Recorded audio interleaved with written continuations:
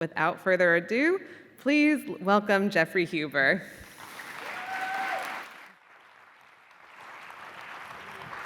Thank you. Do you need water? I'm good. And my hand is tired. Don't know why, but I apologize for the homework that you all are going to have, I guess, over the next few days in reading. But with all that aside, I do thank you. It is truly an honor to be here at the 17th Annual Climate Leadership Summit. I was reflecting back. 17 is a meaningful number for me this year because my oldest daughter is also 17. And as any parent of a teenager can tell you, living with a 17-year-old is excellent preparation for climate resilience. Rising temperatures, sudden surges, shifting conditions, and absolutely no consensus on what the future should look like. So this year's theme of Roots and Resilience reminds us that resilience isn't just a technical or environmental issue. It's something that we learn through experience, patience, and uncertainty. This theme also resonates deeply with me because it's not just that personal or professional. I grew up in Homestead. I lived through Hurricane Andrew. I watched the storm track on August 1992. I felt that storm track too. None of us fully understood what was coming. But when Andrew fell and made landfall, we saw what happens to the roots of our community, especially when they're tested all at once. The storm was devastating. This is just an image of my neighborhood. My house is one of them right there on the left-hand side. But what stayed with me most was what happened afterward. It was the heat, the humidity, the mold, the instability, the long, uncertain paths of rebuilding, living in a 35-foot travel trailer for a year and a half on the side of my house. Living through that shaped the work that I do today as an architect and as a landscape architect, and it's taught me that resilience isn't just an add-on or a luxury. It's the foundation of how we design places that truly support the people through disruption and recovery. It's a promise. I don't want to be a Debbie Downer. I'm not coming up here like Michael. I want to showcase solutions. Also, by the way, he kept talking about the standard American diet, and I was just thinking the acronym, since we love them, if you think about it, it's sad. But nonetheless. But what I thought about Andrew is that once-in-a-generation event was where we could look at how we solve for these bevy of issues and the climate risks that we're living on today and how these are becoming more systemic. And I just wanted to throw, because I was digging through photographs and I was, I guess, a little bit tired, but this was that 1992, me sleeping on the back porch of our house that was destroyed, but the structure was the only thing that survived that hurricane. And you can see the kind of debris. And, it was a challenging time. But what we need to look at today is that there is a science-based data that backs all of these issues up. And many of us know about this Climate Central that mapped out the 25 most vulnerable cities in the United States to coastal flooding today. I'm assuming most people have seen this. It's several years old. 22 of the 25 are here in Florida. That's not just a projection. That's the current vulnerability. And 19 of them are within our compact. This is where resilience stops being abstract and starts becoming local, immediate, and unavoidable. We've talked about it, and I've heard it over the course of the last 2 days, but April 12th, 2023, Fort Lauderdale experienced the rain bomb. It was where over 2 feet of rain fell in just a 12-hour period of time. No hurricane, no name, just our new normal. If that doesn't challenge how we think about resilience, I don't think anything will. It flooded entire neighborhoods. It shut down our international airport for nearly 48 hours. And again, not a hurricane, no tropical storm, just atmosphere supercharged by heat and moisture. This is the climate we are designing for now. What struck me most was how familiar the aftermath felt. Standing around these overwhelmed infrastructure, the city forced into improvisation. This wasn't just Andrew, but it was the vulnerabilities that were exposed that were just as real. You know, this image in the video TikTok that you saw on the right-hand side playing was FAU School of Architecture students who were stranded in the building in downtown Fort Lauderdale, just off of Las Olas, for about 24 hours. There was about 3 feet of water. I'm going to try to go ahead and replay that because one of the things that was interesting is if you can look at them, they're sitting there in boats that students made 10 years before that in the School of Architecture to float down the New River. It made me think, well, if these boats that were there intended to float down the New River became the mechanism to float around the downtown on one of these catastrophic events, maybe we should start to think about not just putting fire extinguishers in our buildings or other devices, but how do we start to think about flotation devices or ways in which that we can get out of our building stock. You know, the students were pretty interesting in there because they went ahead and took $100 from the same guy that was TikToking them from Moxie's and brought him to his car. I don't know where the guy was going, but you know, clearly they figured that out. I know this is a hard slide to read, but you know, it's our compact's unified sea level rise projection that we slightly modified. But what is really critical to think is we need to think 60 years out. I mean, we talk about 50, and the average life piece of infrastructure is supposed to take a 50-year lifespan, but it takes about 10 years usually to fund them, design them, engineer them. So we really need to be thinking 60 years out. And where is that at? 60 years to 70 years from now, that is where the compact will be nearly 100 years old. My daughter will be nearly 100 years old. This is our coastline today. With just 6 feet of sea level rise, likely around 2100 or shortly thereafter, or even potentially before, this is the transformation of our region. It's just 74 years away. So this is what I want us to think about. And it reminds me of Henry Ford's famous quote that said, if I would have asked people what they wanted, they would have said a faster horse. In climate adaptation, we hear a lot of calls for faster horses. Higher seawalls, bigger pumps, raising streets, but the challenge we are facing is asking us for faster versions of that same approach. We need solutions. We need to no longer keep studying it. We need to find this reality of this new paradigm, and we need to search for different alternate solutions of how we integrate around land, water, infrastructure, and community. And that's where salty urbanism began its roots. Salty urbanism has been a vision for the last decade. I always say I was exiled in Arkansas before I moved back to Florida. But in 2014, I took the position at FAU, go Owls. You know, I took a position at the School of Architecture, and one of the first things I did was sit on the Climate Compact's regional redesigns, resilient redesign efforts. And we went through a bevy of different solutions. But what was always critical to me is looking at how the policy was always trying to study it at a larger region. But what really needed to be effective answers is how we started to solve at the neighborhood, down to the block, the street, the lot, the building scales. That was where we needed to find solutions for our public. And so that also created this other unique challenge. So how does urban design, architecture, landscape architecture, planning and engineering begin to combine and think about ecosystem services? And those ecosystem services tied around things that we all know. We talk about green infrastructure, but these are basically temperature regulation. They are flood protection. They are food production, and they are refuge and habitat. That is ultimately what ecosystems provide to us. So how do we begin to embed ecosystem services in our built and urban environments? And I think that's where we fundamentally see landscape becoming infrastructure. Landscape can no longer be ornamentation. And so we combined a consortium across FAU, across our private sector even, with other academic institutions where we combine them to really think through this. And so a lot of those people are in this room. I mean, this Salty Urbanism book wasn't an effort of one person alone. It was a community. It was an interdisciplinary effort. And what I always like to say is metadisciplinary. It pulled in other people's knowledge and trying to affect it and take it and absorb it as a design, as a framework to think about how we can envision new places and spaces.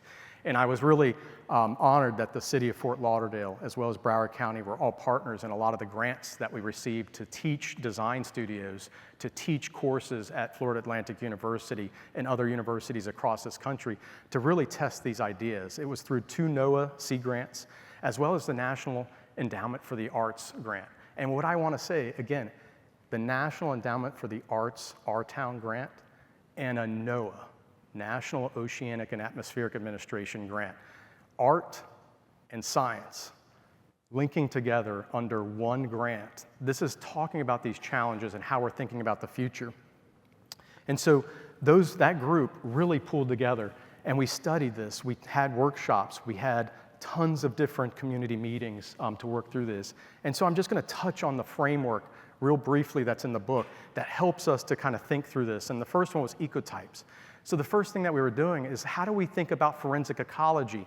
That wasn't necessarily saying, how do we rebuild the past landscape?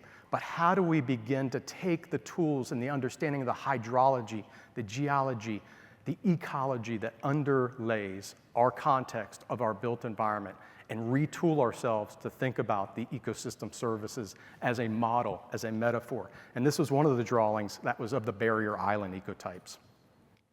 But also looking at the infrastructure. And again, I know you can't read any of this, but trust me, this is all the 64 technologies that we have that are what we would call as low impact development, green infrastructure, but really what we're organizing it because it became a wicked problem that we were trying to solve, understanding how we flood saltwater-wise, freshwater-wise, but also when is it appropriate to integrate green or landscape or nature-based features versus when is it appropriate to use gray or conventional engineering infrastructure. And so that's what this, akin to the periodic table of elements, really gives a tool for our public as well as our engineers and design community and planning community to really begin to solve for that. And it also kind of laid out a tool and a design framework to think through this, and then visually kind of integrating, showing how we can do this within our built environment in a strategic way. And so when we think about how streets are designed in the United States, most of us, anybody a traffic engineer, you probably have heard of the Green Book. Don't get too excited, there's nothing green about it. It's just what AASHTO, the American Society of Highway and Transportation Officials, developed in the 1960s and 70s. Apparently green was the only cover available that day, and they got a discount at the printer. And so that's why they call it the Green Book. But in the Green Book, why do streets look this way? This is a street in North Beach Village in Fort Lauderdale. I mean, I can land a 747 jet on that, and it's 4 lanes. I don't know why, because it does not have the traffic and the throughput that's there. But why are there no trees? Well, trees in this manual are called fixed and hazardous objects, FHOs. In sidewalks, they call them auto recovery lanes. So it really doesn't bode well in our built environment for pedestrianism, for livability, if our policies are talking about our streets in this way. And we do not have the piazzas and the grand plazas of Europe. Our streets, our United States is public space, and in South Florida especially. So we need to retool and think about these streets.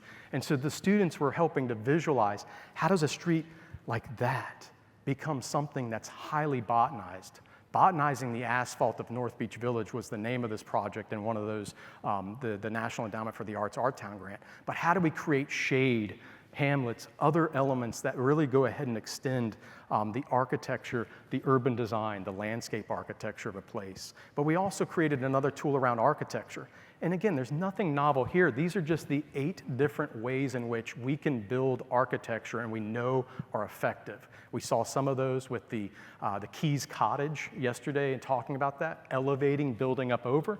But there's also things that we need to think about across this kind of menu of types, all the way to the right-hand side, is what will we leave when we have to leave it? What are the materials that are in there? We need to ensure that whatever is left or abandoned is not a carcinogen or a toxin in the built environment, especially as we transition and adapt into this new future. And we go ahead and we give a lot of the tools to that, and I'm gonna flip through some of this pretty quick, but we're also given the plant palette tools. One of the biggest things that we learned in the resilient redesign was that homeowners were just trying to figure out which plants were more adaptive to salt water. They were tired of hosing their lawns down twice a day during king tides when they had to get salt water off of those landscapes. So this was a critical way in which we started to kind of showcase what are the plant types of the future. But when we looked at urban design, we started to ask this question. There are 4 major ecotypes in our region. There is the Everglades, the transverse glades, the coastal ridge and rocklands, and the coastal uplands, or barrier islands. And so we were looking at these 4 major ecotypes as the way in which we could start to take that infrastructure, take those ecotypes and those solutions, take those elements around the plant palettes, and begin to integrate these into this toolkit that starts to talk about how would we visualize adaptation in 2100. And so that's what each one of these kind of images, again, this is your homework, so I'm not going to go too deeply in them, but this was where we were really trying to help give the vocabulary and the tools. But even the students took on this one area at FAU, and you probably saw it in some of the augmented and virtual reality kits, but North Beach Village in Fort Lauderdale created this great incubator and this great case study for how we could think about it, because there's about 17 feet of elevation change in just this couple block area. But this was the blue around that, inside that pink area, was permanent inundation of 6 feet if we were to have the 6 feet of sea level rise coming by 2100. And so we wanted to visualize what that was at stake, but students created 3 scenarios for the community, for the neighborhood to think about. This first one, a green jacket. Has anybody ever tried to get a permit with the Army Corps of Engineers? I know there's some folks in here. I mean, you're better off sometimes getting an act of God to happen, but nonetheless, no offense, but also these are navigable waterways. And the one of the things that we first learned was we were gonna have to step back into the land and to carve out and create these kind of green infrastructural elements. And so this case, we called this one the soft defense, or the green jacket. And then it was like, there was other questions that came up, especially from the community, about how do we deal with the state bird? Everybody knows the state bird, right? The mosquito. So these are one of the reasons why we got rid of, or we removed a lot of the mangrove forests in these areas, was because of the health, safety, and welfare of our public. But now we're having to look back at how do we reintegrate nature-based features, green infrastructure, to bring back the health, safety, and welfare of our public. And so those are going to be some big challenges. They also came up with the strategic retreat, which was moving out of those most vulnerable flooded areas, and actually through some legal description, through transfer of development rights, moving upland. And they came up with these kind of stories about life aquatic, how we could reimagine a world of living on, with, and over water. And how do we visualize that? How does that make South Florida a truly unique place to live, to thrive, to educate people of how we could live here? Because we are not New Orleans. We're not going to build levees and dikes and everything. We have to live with the porous limestone substrate that we are sitting on top of. And there was a lot of other challenges I don't have time to get into, but we were working with the scientists talking about the loss of habitat. But ultimately, this was the third proposal, which was a land adjustment. And so it was like, take the Venice of America for its words, and let's make it the Venice. Let's carve up this area.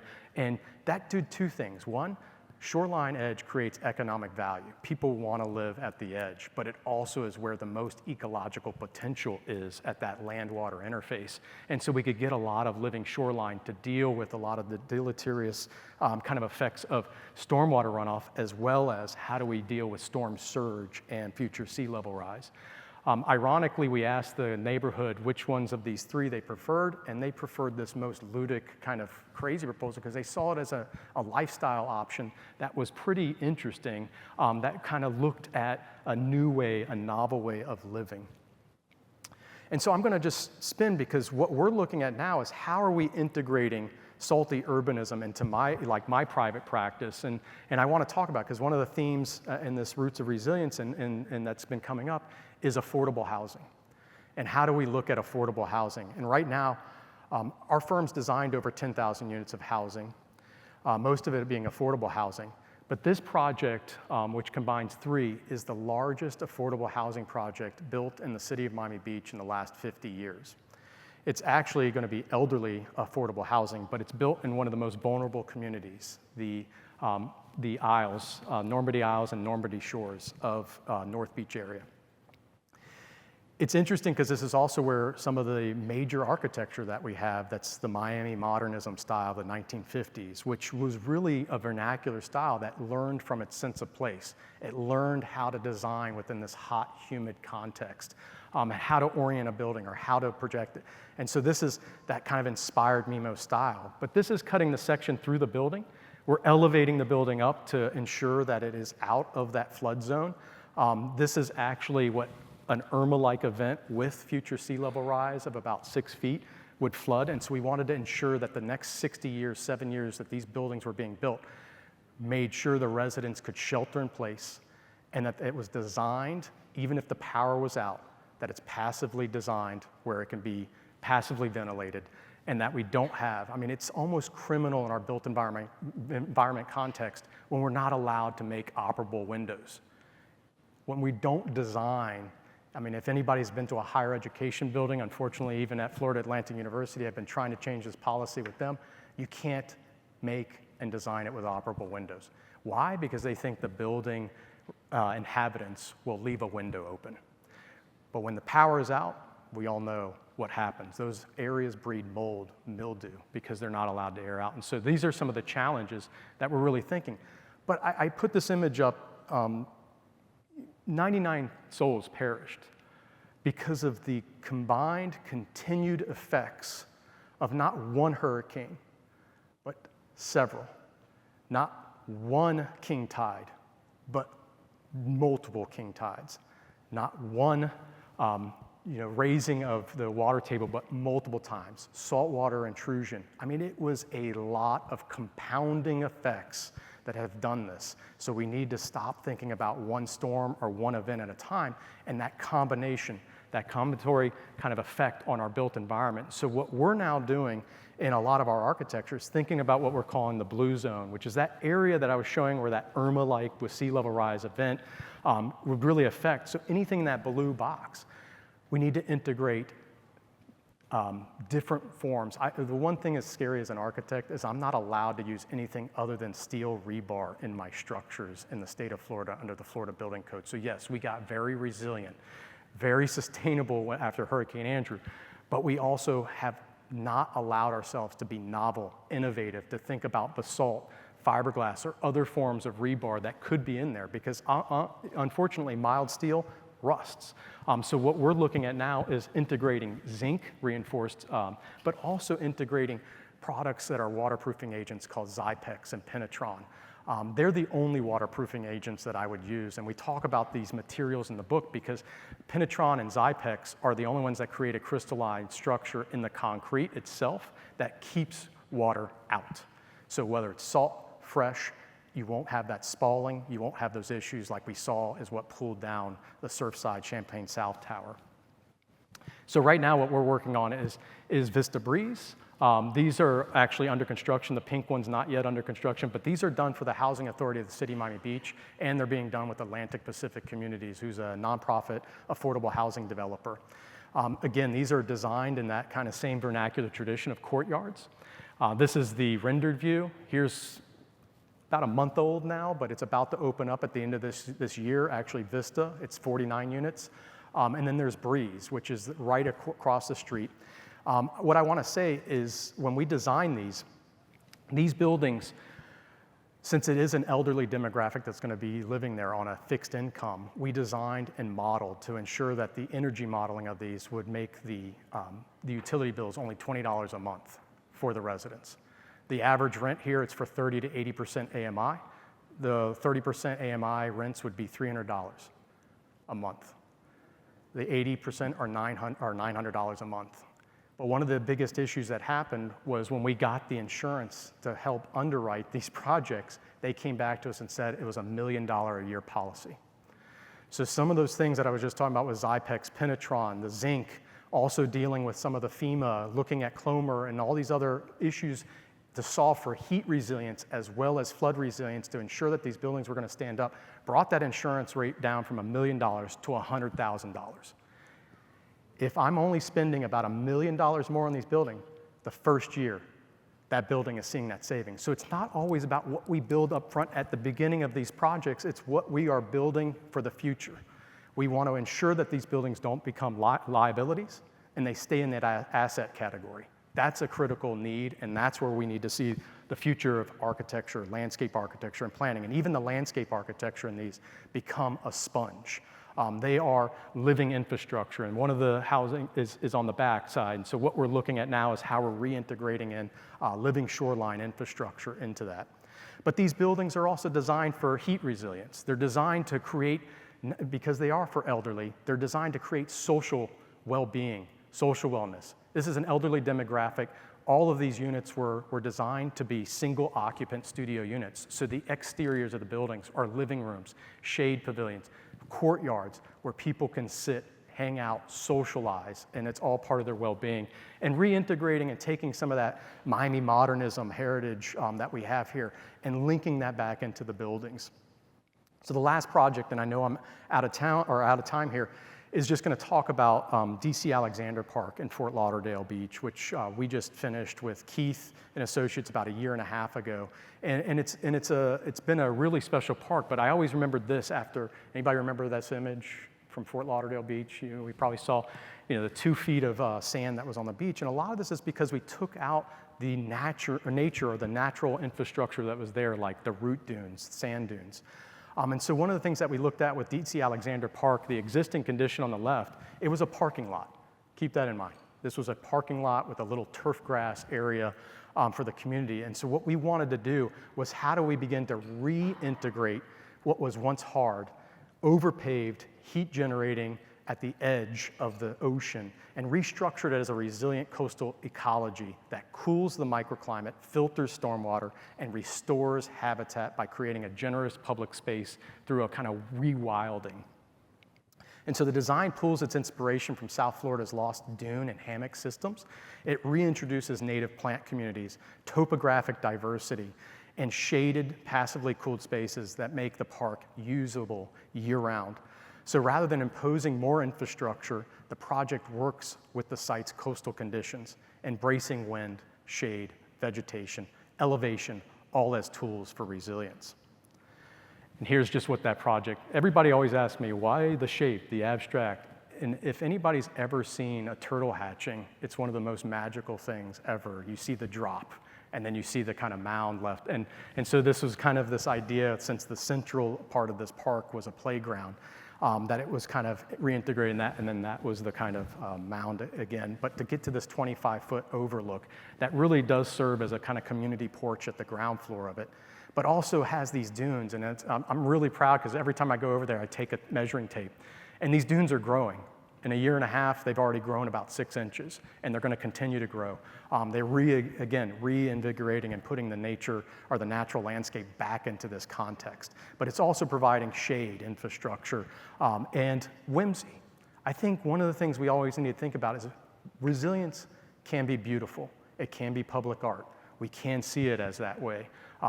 Because after all, if our cities and our communities aren't beautiful, are they worth respect? And I always kind of see this heavily used, but over the last year, at least that's my understanding, and Dr. Gassman, I'd love to see if it, but I've heard that this has had 500,000 visitors in the last year, which to me was kind of incredible. But these are these areas, and it's also accessible. It's multi-generational as we design it. These aren't ADA ramps. These are actually what we call sloped walkways, and most people are like, where are the handrails? Where are all these things? But if you have sloped walkways, they're less than 5%, easy to traverse. And so these are just some of these kind of elements. And this is, again, we got a drone, so I'd like to take my drone pilot photos now. But, I pay a little extra to have birds come and fly into the scenes here and there. But, that did cost. And then I paid a little extra to have the solid waste truck there at the bottom when you see it there. But, it's just become really magical because you're bringing back nature, life, it's biodiversity, it's bringing back that vegetation. But again, back to the whimsy, one of those things that my wife and my older daughter, volunteer for the organization Sea Turtle Oversight Protection, and seeing, these turtles, but really understanding the aspects. So what you're seeing here is the bottom image is it in turtle mode, right? The top image is there in non-turtle mode. But one of the things that we added was, since we're in sometimes that turtle mode where we have to have the amber lights, we didn't always get the life safety, or we were worried about that accessibility, especially for multi-generational. And so we integrated glow-in-the-dark stones into the concrete walkways. So wherever you kind of walk at night, you can kind of see this, and it kind of lights the paths. But again, this is a model for how cities, I think, can transform these kind of paved remnants into ecological infrastructure that becomes a model and a tool that we're excited to kind of take these ideas and these lessons and this framework out of salty urbanism and seeing that and how that's going to move forward. I guess, yep. So what I just want to end and leave on too is one of my favorite quotes. You know, supply creates its own demand. It's a quote from the 1800s, but you know, I think one of the things that we need to always reimagine is that we are supply side thinkers. Everybody in this room, if you're here, you are a supply side. We are not the demand side. We're not a service base where we're looking at one project at a time. We're looking at a broader program of projects that create models for resilient, adaptive communities that are going to make us thrive in the future. So without further ado, thank you, and I appreciate it.